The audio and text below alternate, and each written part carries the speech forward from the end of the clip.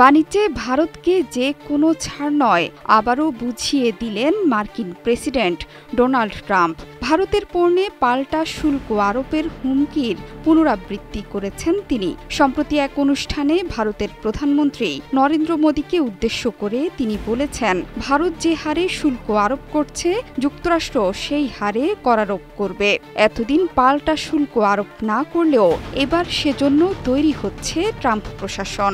শুল্ক নিয়ে টানাপোড়েনের মধ্যেই এবার ভারতের বিরুদ্ধে মামলাও ঠুকে দিয়েছেন ধনকুবের এবং মার্কিন সরকারের কর্মদক্ষতা বিষয়ক নতুন দপ্তরের অনানুষ্ঠানিক প্রধান ইলন মাস্ক। সামাজিক যোগাযোগ মাধ্যম এক্সের পক্ষ থেকে ভারত সরকারের বিরুদ্ধে এই মামলা দেয়া হয়েছে। বৃহস্পতিবার দক্ষিণ ভারতের কর্ণাটকের হাইকোর্টে এই মামলা হয়েছে।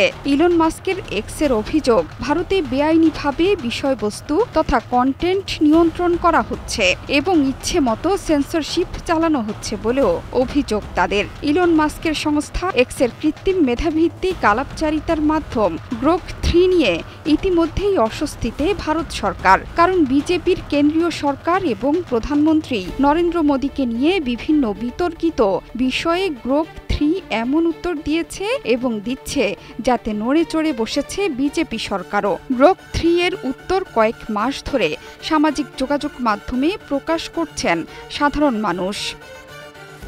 এক্সের পক্ষ থেকে করা মামলার অভিযোগে বলা হয়েছে, ভারত তার তথ্য প্রযুক্তি আইনের অপব্যাখ্যা করেছে। সামাজিক যোগাযোগ মাধ্যমে স্বাধীনভাবে মত প্রকাশকেও তা ব্যাহত করছে বলে অভিযোগ তুলেছে এক্স। অভিযোগে বলা হয়েছে, সরকার ওই ধারা ব্যবহার করে তথ্য নিয়ন্ত্রণের চেষ্টা করছে। এটি একটি সমান্তরাল আইনি ব্যবস্থা, যা আইন বহির্ভূতভাবে তৈরি করা হয়েছে বলে মনে করছে ইলন মাস্কের সংস্থা। তারা বলছে, সরকার নিজেই নিজের আইন ভাঙছে, কারণ তথ্য প্রযুক্তি আইনের 69A ধারাতে যে কাঠামোগত আইনি সুবিধা অনলাইন পরিষেবা প্রদানকারীদের দেওয়া হয়েছে তা ভঙ্গ করা হচ্ছে। তথ্য প্রযুক্তি আইনের 69A ধারায় বলা হয়েছে, জাতীয় নিরাপত্তা, আইন শৃঙ্খলা পরিস্থিতি সহ ওই জাতীয় পরিস্থিতির মোকাবেলায় সরকার তথ্য নিয়ন্ত্রণ করতে পারবে।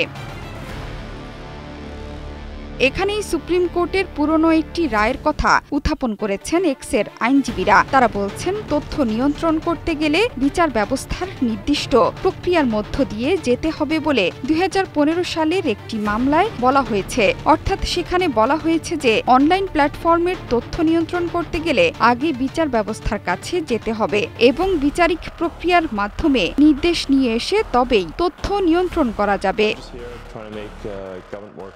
জোহরা চৌধুরী সেতু, 71।